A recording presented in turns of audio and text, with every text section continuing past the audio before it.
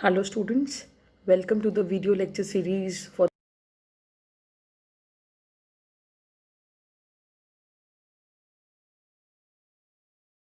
named after the economist Keynes. So this law is termed as Keynesian psychological law of consumption.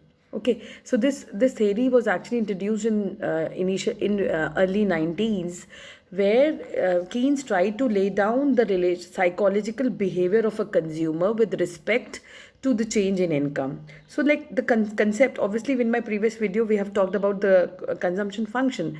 Now we have already learned that the consumption function stems from the basic psychological law of consumption, that which generally means that people tend to spend more spend more on consumption when there is an increase in income and at a very initial stage. But however, if there is a rise in the income, when there is a rise in the income, again the gradual spending behavior of the consumer varies, but not up to that limit with the respect to the change in income. So simple सी चीज़ है कि अगर initially मुझे 100 रुपये मिल रहे थे, तो it may be possible that I am consuming entire 100 rupees, but gradually if I am getting 1000 and further 10,000 and then lakhs of rupees per month, तो मेरी कंजम्पशन पैटर्न बढ़ेगा, बट एग्जैक्टली जितने से इनकम चेंज हो रही है उतने same level पर हमारे कंजम्पशन पर चेंज नहीं होगा.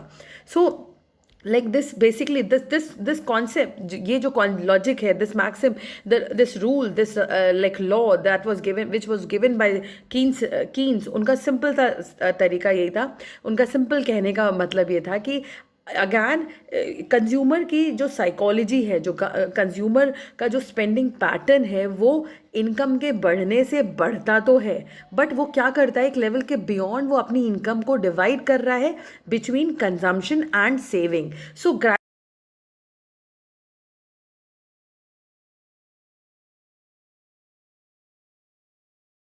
entire increase in income for consumption purposes. So the psychological law of consumption basically shows the relationship between income and consumption pattern that exists from the household that exists in this household sectors of the economy. So Keynes ने state क्या किया, that the psychology of the community in which the aggregate real income increases, aggregate consumption also increases, but not as much as income. So this is just to sum up the Keynes का जो logic था कि obviously income बढ़ेगी, consumption बढ़ेगी, but consumption exactly उसी same rate पे नहीं बढ़ेगी जितनी से income change हो रही है, क्योंकि मैंने आपको बताया कि एक लेवल के बियॉन्ड पीपल स्टार्ट सेविंग, तो सेविंग का रोल बढ़ जाता है और फिर आपका जो प्रोपेंसिटी टू सेव है वो बढ़ जाता है. So this law is based on 3 interrelated propositions. First, when aggregate income increases, consumption expenditure also increases, but at a lesser rate, at a lesser proportion. Now this is because as the person's income increases, most obviously बात है, जैसे जैसे मेरी income बढ़ेगी तो मैं अपनी wants को ग्रेजुअली पूरा करते जाऊंगी. अब एक लेवल के ऐसा तो नहीं ना कि इनकम बढ़ गई है तो हम अपनी कोई भी चीज़ थी जो हम पहले अफोर्ड नहीं कर सकते तो हम उसका क्वांटम बढ़ाएंगे, बट एक लेवल के बियॉन्ड थोड़ी ना बढ़ा सकते. तो कहीं ना कहीं जो सब्सिक्वेंट इंक्रीमेंट हो रहा है इनकम का, वो कंजम्पशन पर फिर यूज़ नहीं होगा. Now second maxim, जो second proposition था, it follows that the increment in the level of income is again divided between 2 parameters between saving and consumption. So एक जो rule होता है कि income is equal to y is equal to c plus s, means income जो होती है वो 2 part में divide होगी, कुछ portion we'll consume and कुछ portion we'll save. Now third proposition is that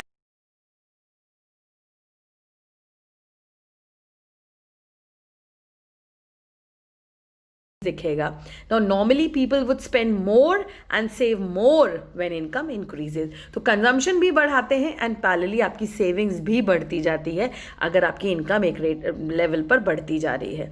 ना इनके कुछ अजम्पशंस हैं. तो अजम्पशन में सबसे पहले कि invariability of psychological and institutional factors, यानी invariability means there is no variation in the psychological factors. For example किसी की स्पेंडिंग हैबिट क्या है, इनकम किस तरह से डिस्ट्रीब्यूट हो रही है, इकोनॉमी में इन्फ्लेशन है, डिफ्लेशन है, पॉपुलेशन बढ़ रही है, घट रही है, ये सारे फैक्टर्स को हम अज्यूम करते हैं कि that is they are constant, means they will remain the same in the long run.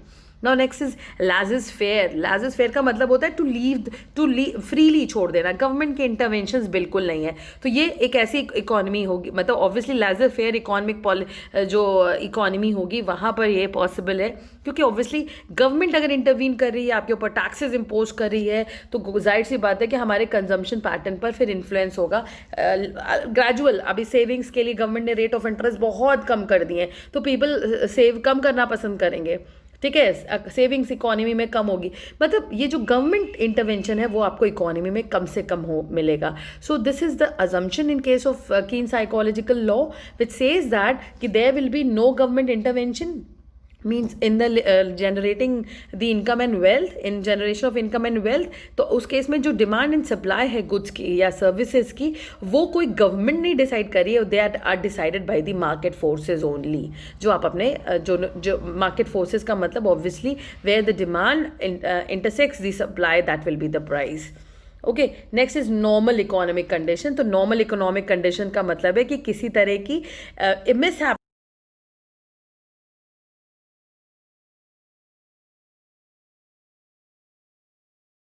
जिसकी जो कि नॉर्मल उसमें एक्सपेक्टेड नहीं है। So we assume that there are the economy is prevailing at a normal rate, means there are no extraordinary circumstances such like inflation, war, industrial revolutions, agriculture revolutions, या आप बात कर लो कोई भी नेचुरल कैलामिटीज़, इस तरह की कोई भी इकोनॉमिक कंडीशंस हमारे यहाँ नहीं है। तब हम we assume this. So this law is based on the normal human behaviour. From the table itself you can see, I show you, ये देखिए यहाँ पे लिखा है delta Y is equal to delta C plus delta s, means change in income is actually divided into change in consumption and the change in savings. तो इसको हम बेहतर एक्सप्लेन कर सकते हैं with the help of a graph. यहाँ पे एक आपको स्केड्यूल दे रखा है जहाँ पे इनकम दे रखी है, कंजम्पशन कर्व है एंड ग्रेजुअली सेविंग्स है।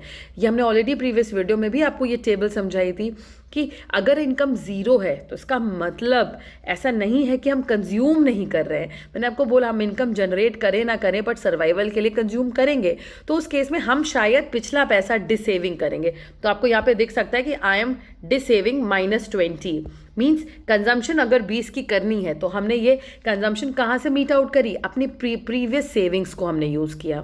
Now you can see that income has further increase to 50, income 50 है, स्टिल सर्वाइवल के लिए कंजम्पशन चाहिए तो 60 का कंजम्पशन किया, अभी भी 10 हमने क्या किया। यहाँ पे देखिए ये जो दो नेगेटिव फिगर्स आपको दिख रही हैं, जस्ट वेट, ये जो दो नेगेटिव फिगर्स दिख रही हैं, ये नेगेटिव फिगर्स बेसिकली ये रिप्रेजेंट कर रही हैं कि सेविंग यहाँ पर instead of saving I am going for dissaving, means whatever amount which was accumulated by the past incomes in the form of saving that has been utilised for current consumption.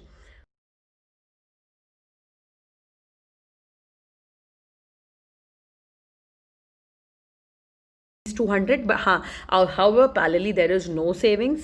Now with the further increase in income from 100 to 150, you can see from 100 to 150 the consumption is also increasing, but this change is more and in comparison the change in consumption is less, means income में जो change हो रहा है वो 50 का है but consumption में जो चेंज है वो 40 का है, यानी जो 10 है वो हमने क्या करा, हमने उसको सेव कर लिया है। ठीक है, ग्रेजुअली इनकम बढ़ रही है, 150 से पहुंच रही है 500, और जब 150 से बढ़ रही है 200, तो जो 200 की इनकम में इंक्रीज हो रहा है तो उस केस में हमने कंजम्पशन तो बढ़ाई 140 से 180, but at a decreasing rate. Consumption is increasing but at a decreasing rate, because जो इंक्रीज से बढ़ रहा है वो हमने यहाँ पर सेव कर दिया। अच्छा ओके स्टूडेंट्स, सॉरी टेबल में ज़रा सा मिसप्रिंट है, ये फिगर होगी 20, ये शायद टाइपिंग एरर है, आप लोग अपने उसमें करेक्ट कर लीजिएगा PDF फाइल में कि दिस इज़ एक्चुअली 20, यानी 200 के केस में हमने कंजम्पशन करा 180 का एंड सेविंग करी हमने 20 की। Okay, now when I am representing this in the form of like graph, आपको दो कर्व्स मिल रहे हैं, इनकम एक कर्व मिल रहा है कंजम्पशन का curve, C is equal to function of Y। ये ऊपर की ही वैल्यूज़ को जब आप ग्राफिकली प्रेजेंट करेंगे आप देख रहे हैं कि कंजम्पशन ज़ीरो नहीं है, consumption will never start from X axis. वो कहाँ से स्टार्ट हो रहा है, it is starting from a point on Y axis, point A। तो A से हमने अपने वैल्यूज़ को जब प्लॉट किया तो आई am getting a consumption curve. Income curve आप अगर देखिए तो इनकम के लिए आपकी इनकम कहाँ से स्टार्ट हो रही है, 0 means there can be situation that you are generating no income. तो उस केस में आपकी curve is starting from the point of origin, यानी आपका ओरिजिन के पॉइंट से आपका इनकम कर्व बढ़ेगा।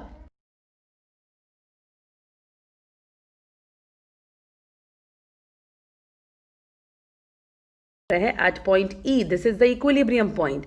नाउ इसके बिलो अगर पॉइंट है तो आप यहाँ पे देख सकते हो this is a case of dissaving, means यहाँ पर कंजम्पशन ज़्यादा है और इनकम कम, तो हम डिसेव करेंगे। और आगे के पोर्शन में ये सेविंग्स है, यानी यहाँ पर इनकम ज़्यादा है और कंजम्पशन, ओके आई थिंक मैंने कुछ गलत बोला कि इस केस में क्या है, कंजम्पशन ज़्यादा और इनकम कम, तो डिसेविंग। यहाँ पर क्या हो रहा है, इनकम ज़्यादा हो रही है और कंजम्पशन कम है, तो उस केस में I will go for savings, where you are generating more income, you will allocate your income in savings and consumption. Okay, so this is the graphical presentation. The equilibrium shows that the point where, means from the graph, अगर table में आप check करते हैं तो शायद at the level of 100, this is the level where the consumer is at equilibrium. This means whatever income he is generating, he is using that income for consumption. So this is the curve in case of psychological law, जो हमारा consumption का है उसको बताने के लिए हमने draw किया है ना। इसकी implications की भाई ऑब्वियसली हम पॉइंट क्या होता है कि जो इसके implication मीन्स जो फाइंडिंग्स हैं साइकोलॉजिकल लॉ की, वो ये कहता है कि आपका जो मार्जिनल प्रोपेंसिटी टू कंज्यूम है it will be less than unity, यानी greater than 0 but less than 1। ये लेस देन 1 का सेंस क्या है कि जो delta C upon delta Y है, ये जो आप अगर आप इस वैल्यू में देखिए delta C upon delta Y, कहने का पॉइंट है कि डेल्टा सी जो चेंज इन कंजम्पशन है वो हमेशा कम होगा और जो चेंज इन इनकम है वो ज़्यादा होगा। तो मैथमेटिकल रूल क्या कहता है कि if numerator is less denominator is more, in that case I will get a value which will be less than 1। सो इसीलिए आप पे क्वेश्चन जैसे मैंने बीकॉम में भी पूछे जाते हैं एंड ऑनर्स में भी पैरेलली क्वेश्चन आ सकता है, तो उसमें आपको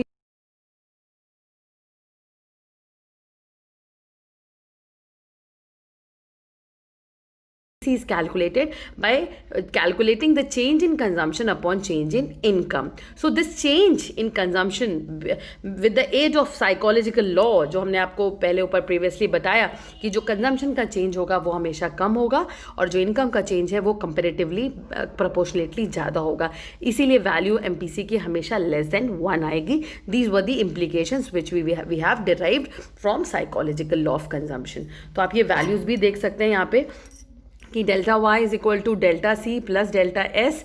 तो ये जो चेंजेस निकाले गए उससे हमने डिराइव क्या किया कि जो M P C plus marginal propensity to save, इनका addition will be always equal to 1, क्योंकि जितना इनकम का जो इनकम है उसको चेंज इन इनकम को हमने अलोकेट किया चेंज इन सेविंग्स में, चेंज इन कंजम्पशन में, इसीलिए दोनों की वैल्यूज को जब हम ऐड करते हैं that will be equal to 1।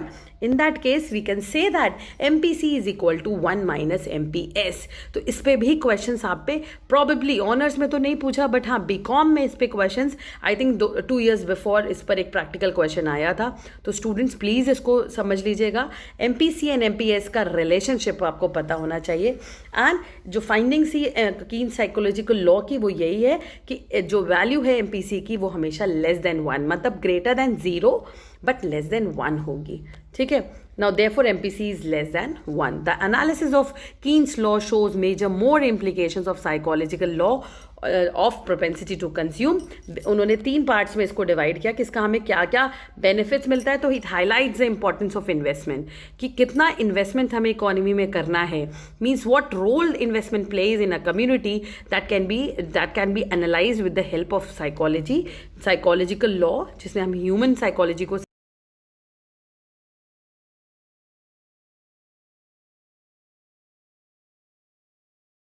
but it is the amount of investment. So in order to remove the widening gap, the investment should be made in the economy assuming the consumption function. Consumption function को assume करके ही हम investment से related decisions ले सकते हैं।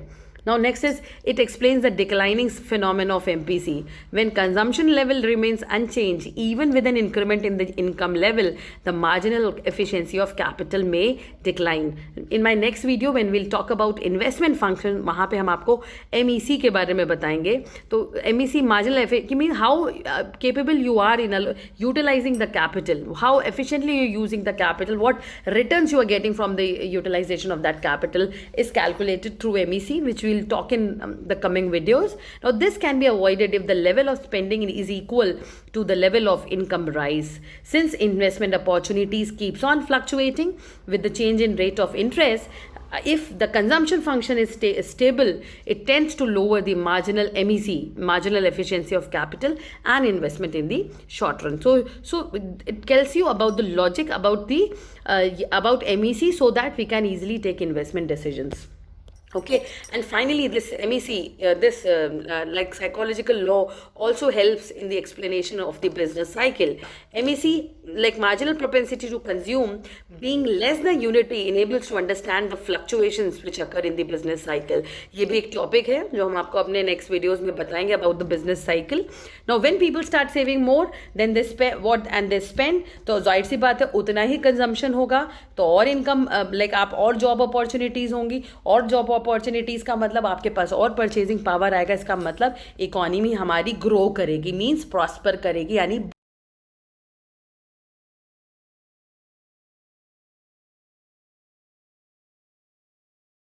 Go for more consumption. अपनी necessities के लिए ही बस कंज्यूम करते हैं, अपनी इनकम को सेव करना ज़्यादा शुरू कर देते हैं. मैंने आपको अपने नॉर्मल क्लासेस में भी बताया, जब हमने लाइव क्लासेस ली थी, हमने आपको बताया कि एंड इवन आपने पैराडॉक्स ऑफ थ्रिफ्ट पढ़ा है कि बहुत ज़्यादा सेव करना भी इकोनॉमी के लिए बहुत हार्मफुल है. तो अब ज़्यादा सेव होगा तो इन डिमांड नहीं होगी तो प्रोडक्शन नहीं होगा तो एम्प्लॉयमेंट अपॉर्चुनिटीज़ नहीं होंगी, एंड एम्प्लॉयमेंट अपॉर्चुनिटीज़ नहीं है तो आपके पास कोई इनकम नहीं है. यानी अब जीडीपी जो ग्रोथ रेट है वो आपका ग्रेजुअली डिक्लाइन करेगा, यानी the economy will down swing आ जाएगा, the economy will move towards depression. So students, this is how like this law, मैंने आपको ये पूरा डिटेल्ड एक आंसर दिया है जो कि आपसे लॉन्ग क्वेश्चन में भी पूछ सकते हैं कि what do you understand by the Keynes psychological law of consumption. Honours में ये क्वेश्चन आया है 2016-15 I guess, and parallelly BCom के स्टूडेंट्स को भी ये क्वेश्चंस मिलता है. So please students prepare this notes as it is, जैसे मैंने आपके साथ शेयर करा है. मैं इसका PDF आपको शेयर करूंगी so that you just go through it. With this I will wind up the topic of consumption function and I will be taking up investment function for my next video. Okay students, so please come up with your queries if any. Thank you for watching, waiting for your questions. Thank you class.